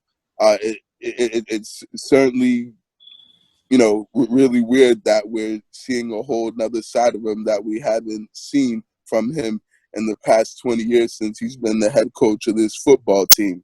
I think, you know, he probably is, well, it's probably out of frustration, you know, that he's, you know, doing this because the team, you know, hadn't been playing well, with the exception of the last couple of games. But, you know, still, you know, these are comments that, you know, he shouldn't be making, and that we, you know what I'm saying, we shouldn't expect for him to make. So I mean, I'm absolutely appalled and then stunned that he's, you know, come out and really said these things to the media this season and has been a little bit like too honest, it seems like, to the media. Usually these are the things that you would think he would keep to himself, even if he does feel that way. But I think, you know, that maybe he just like doesn't care. Well, not that he doesn't care, maybe he just like, you know, he's just saying what, you know, what he wants to say, and he just, you know, doesn't really care how people perceive of it, which, I mean, is understandable because that's who he's been. But it just seems, you know, strange for him to, you know, be able to, you know, be like this, because we've, you know, never seen this before from him. But maybe he'll change now that the team's winning and playing better, and he'll go back to not really saying too much and just saying, "Oh, we're on to Houston, or we're on to the next game." So we'll see what happens moving forward and how he acts as, you know, this season goes, and how, and, you know, depending on how the team plays throughout the rest of the season. Yeah, I mean, I think Bill Belichick definitely hasn't drafted very well, but I think there's a reason for that. You know what I'm saying? I feel like, you know, throughout the years, his teams has always been like a veteran team, and he's always like not needed a draft pick to come in and do everything, you know? So he didn't have to pick a player in the first round. As you can see, he always like moved down to the second round. You know, and what it looks like, he's always picked guys to like come in, like replenish, like depth pieces, like a Kyle Duggar. You know what I'm saying? Coming in, you know, usually we have some guys like a Patrick Chung that would be in front of him. That guy would barely see the field. You know, but this year, I mean, he has to. You know, so I think moving forward, he can't he can't really go with that playbook anymore because now you actually have to build your team. Tom Brady can't compensate for, the lack of weapons, that we have to actually get actual weapons. We got to start getting some name brand players in-house, some guys from big schools like Clemson, Alabama, to come in and play for us, as opposed to those small school that nobody knows where the heck this guy came from type of players. So I definitely don't like feeling like Bill Belichick is giving people an excuse because, I feel like we like him so much because he doesn't make excuses. So I'd like to see him going back to his normal asshole-ish self, where he's just like brushing off questions and like, doing the little, that little smirk that he usually does. So we'll see what happens with that, but that's gonna be it for the NFL, man. Let's move on to the NBA because I know Vlad, you actually gotta get out of here. You're taking a flight. He's going to the ATL. Ooh, okay. About to Yeah, hit up man. Magic City, Vlad? Nah, he's trying to go to warm weather and leave us here. Nah,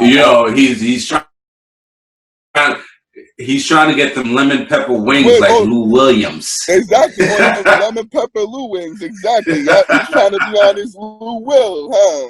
Okay, Vlad, I see you. All right. It's an all business trip, but let's finish this. Right, facts, man. Because you gotta catch a flight, man. Let's move on to the NBA, man. There's a lot of news and rumors as usual because it's that part of the year. Free agency is opened up on Monday, the 16th. So there's a lot of rumors going out there and a lot of true stuff that's going on, but a lot of smoke and mirrors too. So I'll update you guys on some stuff. So, but first, I'll let Vlad give you guys the first move. What the Lakers do, Vlad? Lakers don't make the decisions. LeBron, or some people call him Le GM, traded Denny Green for Dennis Schroeder. Yo, man. I'm looking at man, I love that one. That's awesome, Vlad. I'm looking at the agenda like LeBron traded LeBron. It's like Lakers. Like what? Lakers don't make. Ginny Buzz don't make the decision over there. Nah, that's facts, man. Pelinka doesn't make the decisions over there. That's right. It's all LeBron, man. No, it's crazy, dude. But they actually trading. But you know what that means? That means OKC is about to win the championship next year. Oh wow! Because wherever Denny Green goes, that's where the championship is. Oh boy! Oh God! Yeah. Oh really? Yeah. No. Oh. I think unless Danny Green signs with another team next year, his ring days are over. Because that's right. Exactly. He won one with one with the Spurs, one with Toronto, and one with the Lakers. Yep. And he's been a role player on all. Yeah, player on everyone. Right. And I think he should first start out by learning how to hit a wide open 3-point shot. And if he wants to actually be able to have any chance of getting more rings. So he should first start out with doing that before he thinks about actually winning another chip. I actually feel bad, because he got traded to a OKC, which I don't think they're in position to go to chip. But there's some more stuff going on, man. So James Harden's like the big fish this year because Houston's trying to blow it up. James Harden, he's open to a trade with the Nets. So going with Kyrie Irving and KD, that would be absolutely crazy. Absolutely scary for. Absolutely scary for the Celtics. Facts, So Harden's actually open to the trade to the Nets. So it seems like they're gonna blow everything up in Houston. So we'll see how that goes. We'll keep an eye on that. Usually when guys start throwing these things out, you know, in the offseason that you know something's gonna happen. Kind of like Anthony Davis to the Lakers. We heard that for like a whole year before it happened. I don't know if You know, that's gonna work, but we'll see how that goes. If that does happen. And James Harden, counterpart on the Houston Rockets, Russell Westbrook is actually rumored. The Knicks are thinking about trading for him, and the Knicks are actually on his short list of destinations where he wants to go. One thing that's really important to us, Drew Holiday, you know, from the Pelicans, there's a lot of coming to the Celtics. You know, again, these are rumors, but sometimes, you know, there's truth to these rumors. Miles Turner is rumored to be going to the Celtics as well for a Gordon Hayward and maybe a draft pick or something like that. And you know, Rondo number 9, Rajon Rondo. Playoff Rondo. There's rumors that, you know, the Celtics are interested in bringing him back, and I couldn't be more happier about that. And Gordon Hayward, again, the Knicks are also interested in him. So the Knicks are interested in everybody, you know, as long as they can breathe, you know. It's I know their standards are that low. I hear you, John. Right. The NBA had a schedule update. There will be no All-Star games. There's going to be a play-in tournament for the playoffs, just like they did for the restart of the bubble. And the NBA is considering a December 11th through the 19th for preseason. So the league is supposed to come back on the 22nd, and they're looking to start the preseason on the 11th of December through the 19th. And lastly, the Celtics. You know, the draft is coming up on the 18th, which is in 2 days. And, you know, it's rumored that the Celtics are interested in drafting Isaac Okoro. I don't know too much about him. You know, I've been watching. It seems like he's a wing, you know, who can work on this 3 a little bit, but he's good on defense. He can create a little bit. I don't know. You know, watching the last draft, it seems like we didn't really get anybody good, you know.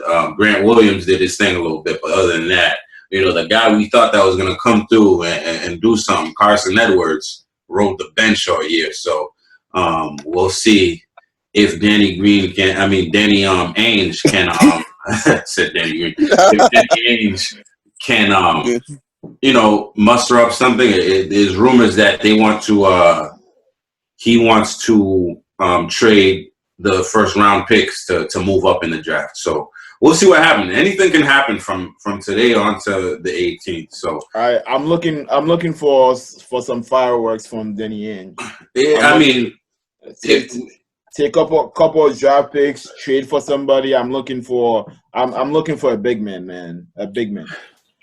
Dude, I seen something that was like, oh, we're fine with Robert Williams, Daniel Tice, and Enes Kanter. I'm like, are you smoking crack, dude? Like, like, did you not just watch last season? Right, especially in if the bowl, did you not see that?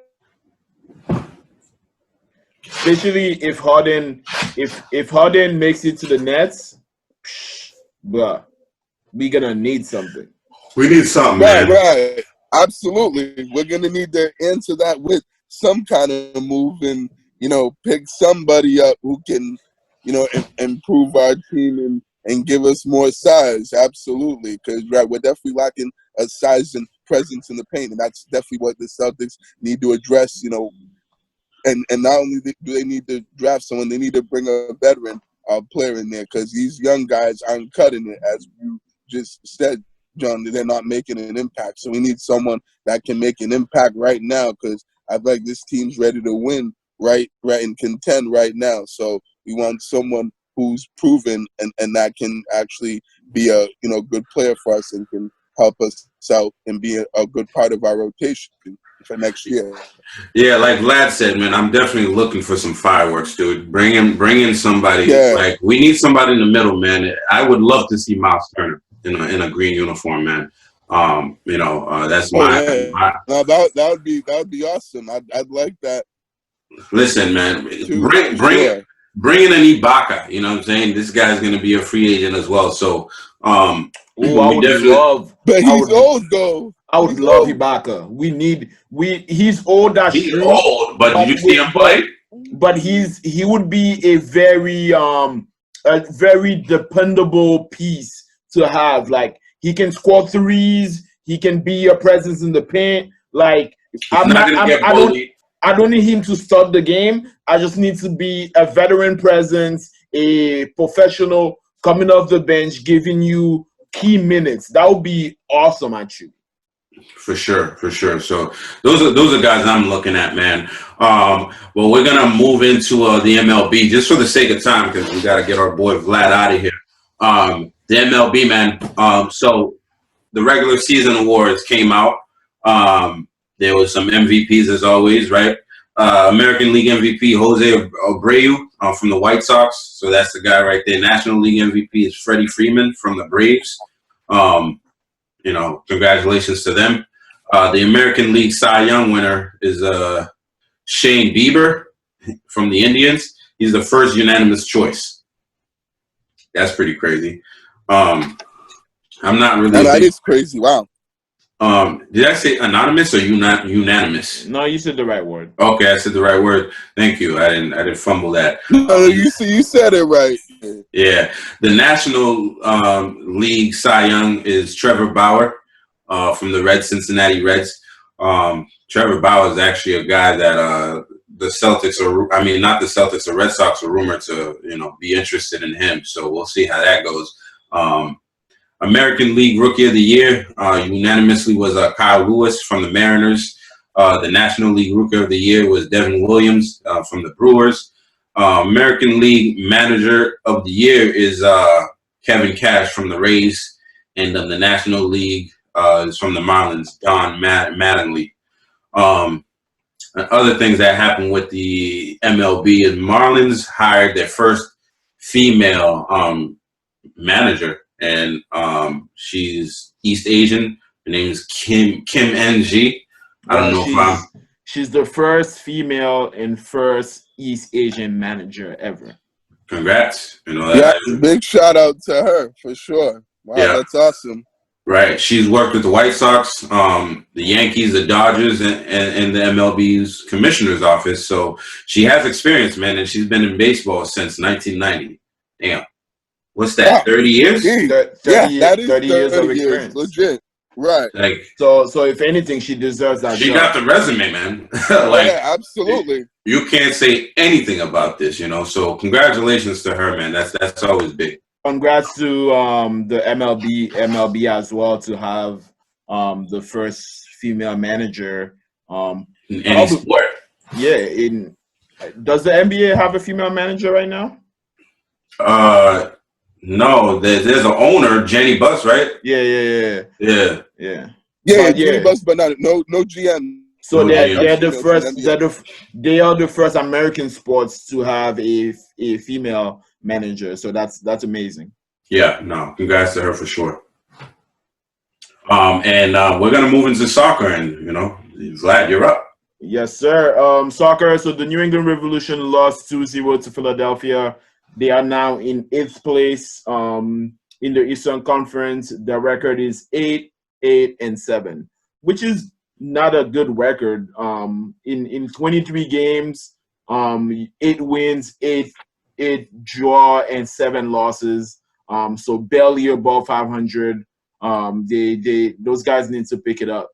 They're still in playoff contention, but man, I mean, a couple weeks ago they went 6th place. Now they dropped to 8th place. So we'll see. In international news, the Nation League played this week. We had some very key game. Belgium versus England. Belgium beat England 2-0.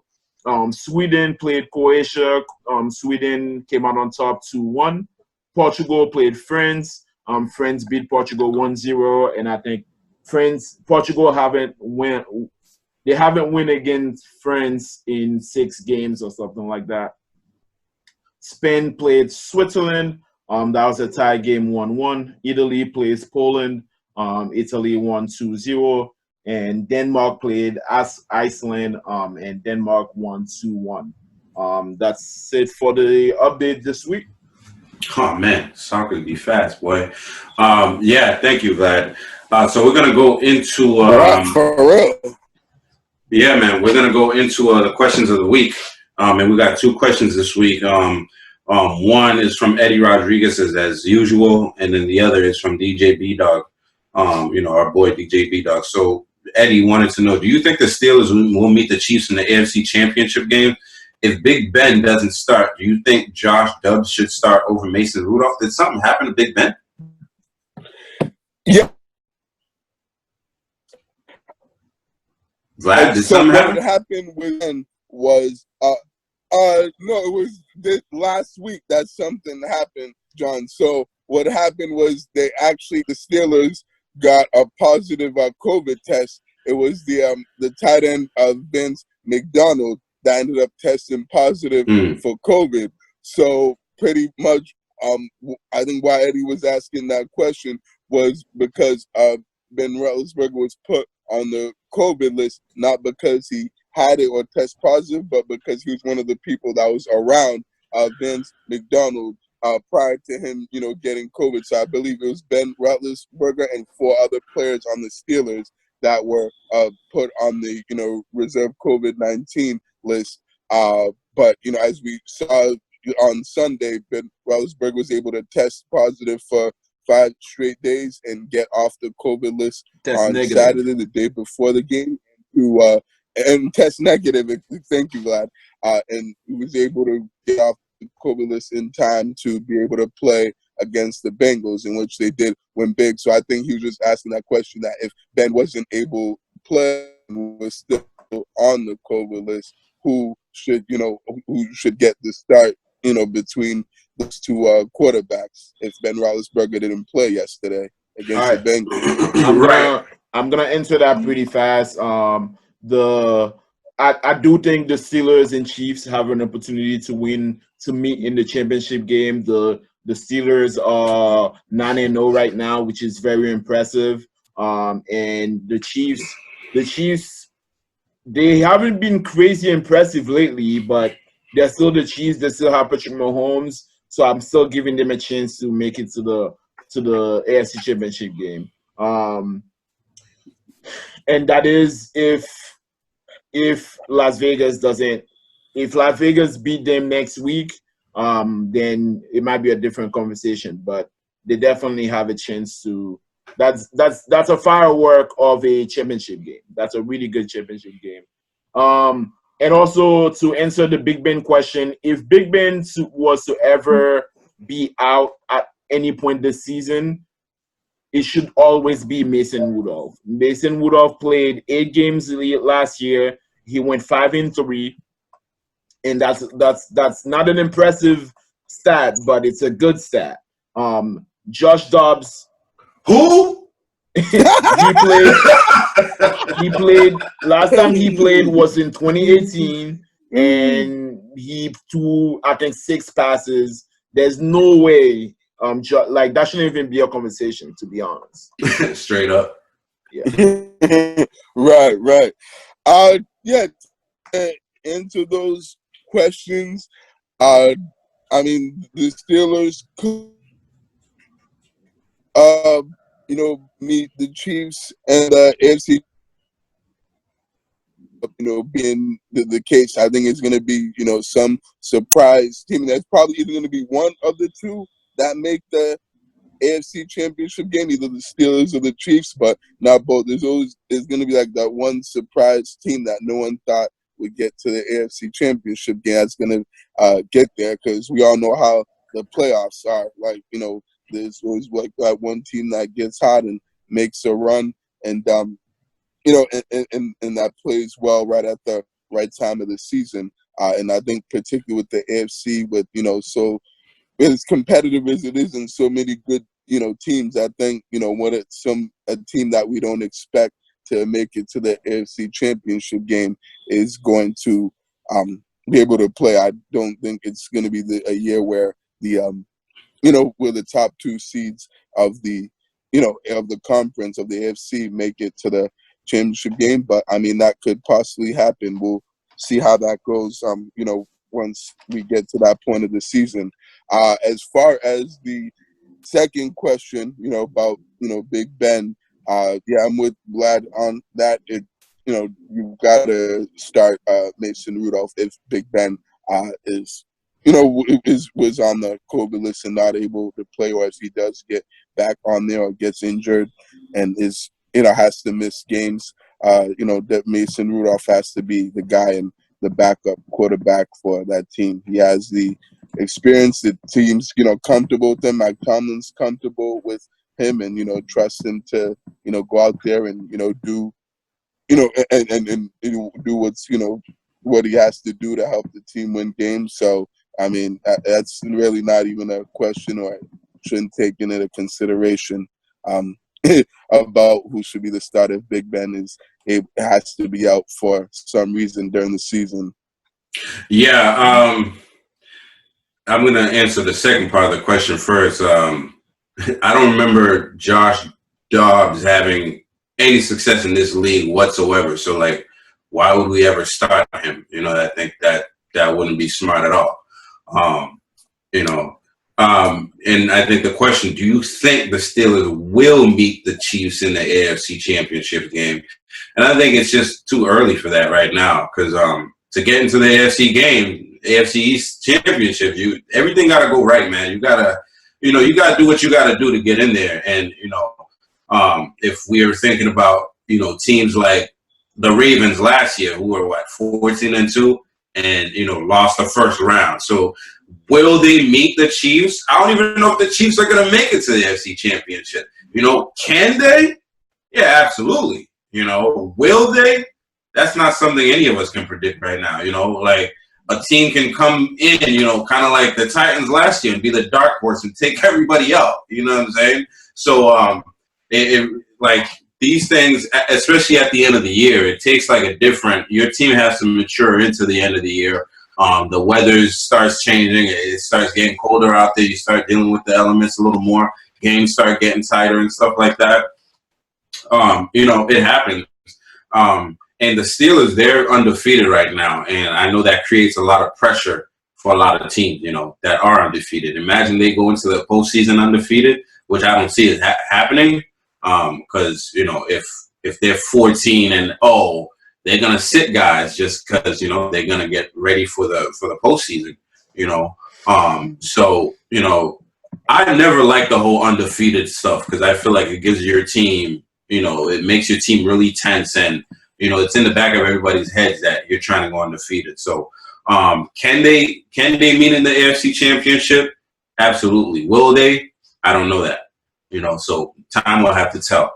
And then we're going to go into DJ B-Dog. And what he says is, I believe Cam Newton is not going anywhere after this season. What do you guys think? Barry, you want to take this one first?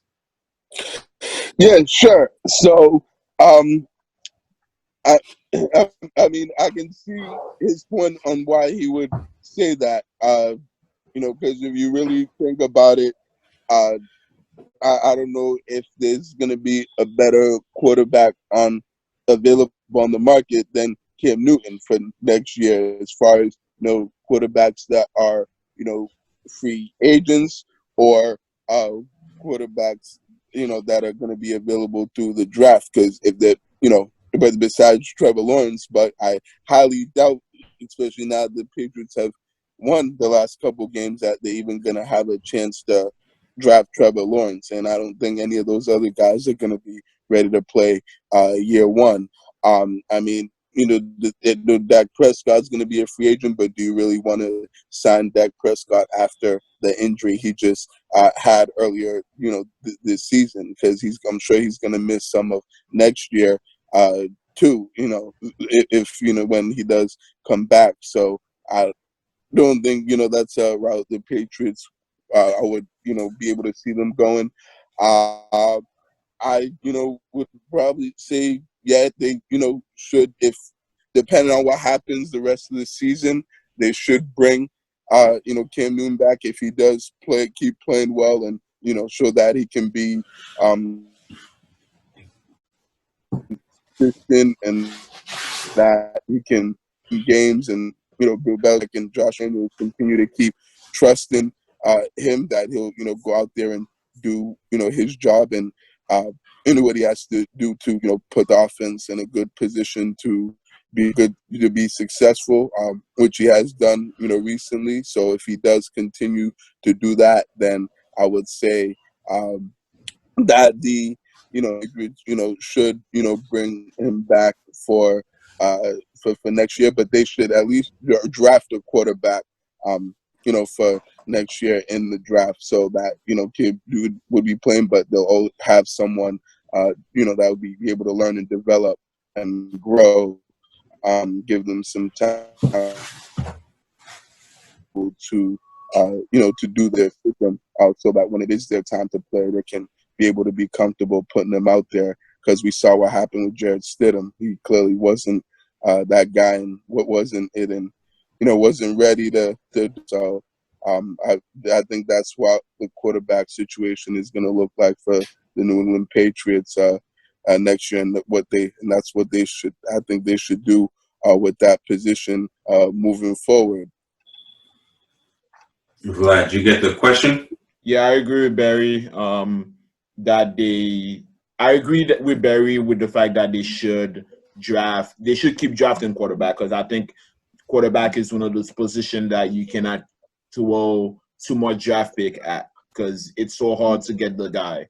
But I do hope that Cam Newton make it through the season, get better as a quarterback, get comfortable into the system, come back next year and play better. That's my hope. My hope is that Cam Newton can be our quarterback.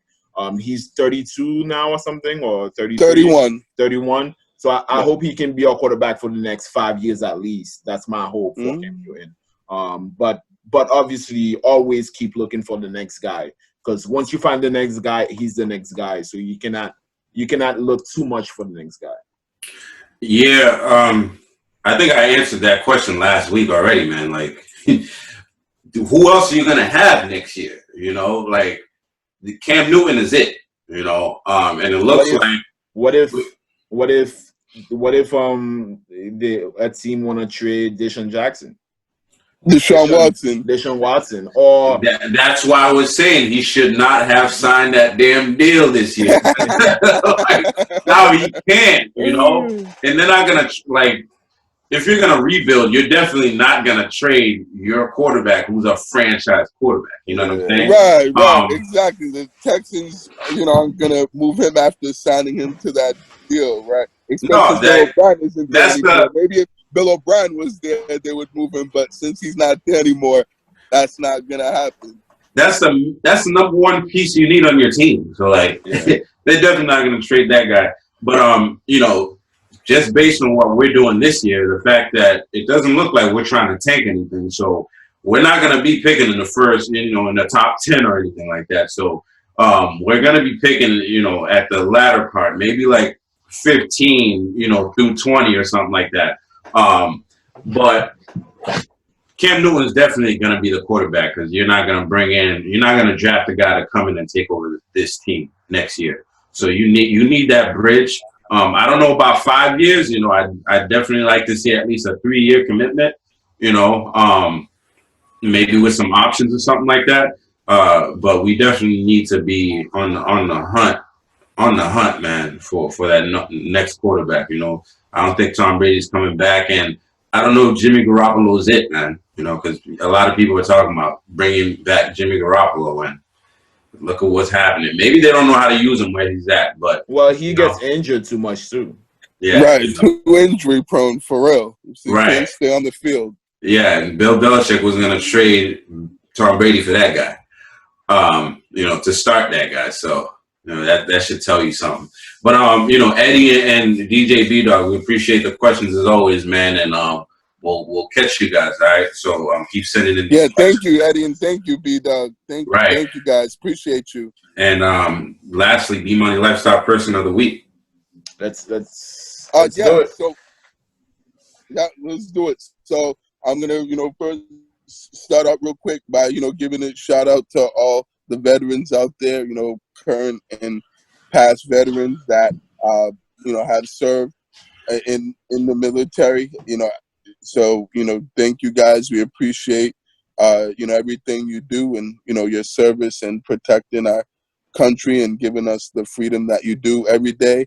I personally, someone who is in my family who's in the military. It's my cousin that I'm pretty close to. His name is Yannick. He serves in the army, and he's been in the army for a while.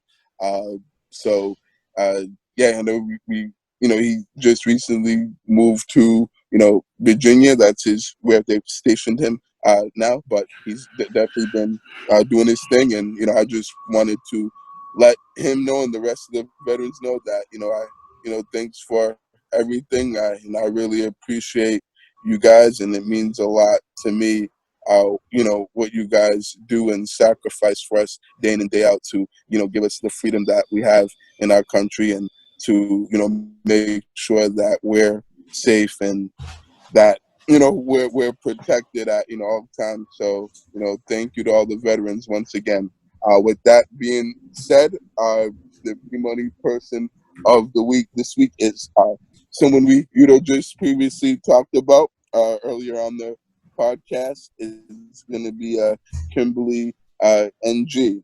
So as we just said, she is gonna just hired to be the first person, first female woman GM for the Florida Marlins, and not only for the MLB but for all four major sports teams in the America. So that's definitely a huge accomplishment, and the first person of the East Asian descent to serve as a general manager as well. And she'd been the highest ranking female baseball executive for a while. And, we said she had quite a bit of experience. She was the assistant GM under Brian Cashman with the Yankees. And she was there for about 3 years and actually won 3 World Series with them when they went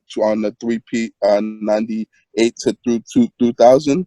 And she was also with the Dodgers as well as assistant GM too, and with also the White Sox as well with as the assistant director of baseball operations. So yeah, she's definitely earned her stripes and earned her right to have this position. And I think it's pretty awesome that she's making history and finally breaking the barrier of female actually being able to be qualified for this position and be hired for this position. I think this is going to open the door for more females in all of sports, not only baseball, but all the 4 of the major sports leagues, to be able to be executives and to be able to be future GMs, which they definitely should if they've put in the work and if they've show that they're deserving of being hired for that position. That there's no reason why they shouldn't be interviewed and shouldn't be considered as being a candidate for for those positions. So definitely big shout out to Kimberly for this major accomplishment, and congrats to her on once again being this week's B Money Lifestyle Person of the Week, and that's definitely that B Money Lifestyle. Yeah, congratulations to Kim again, man. And with that being said, that's gonna be it for episode 35. We're gonna let Vlad get out of here and get on his flight. I appreciate you guys. If you're watching right now, please subscribe. Please share the videos, notification bell, and all that good stuff. And as always, this was Pro Fan Sports Podcast, where the fans of the pros goes. We'll catch you guys next week. Peace out, man. Peace. It was good seeing you guys. This was fun. Looking forward to doing it next week. Have a good week, guys, and have a safe flight and a safe trip to the ATL. Thank you. All right. Talk to you guys problem. later. All right. See ya. All right. Later, guys. Take care. Have a good one. Be safe. Peace. Peace.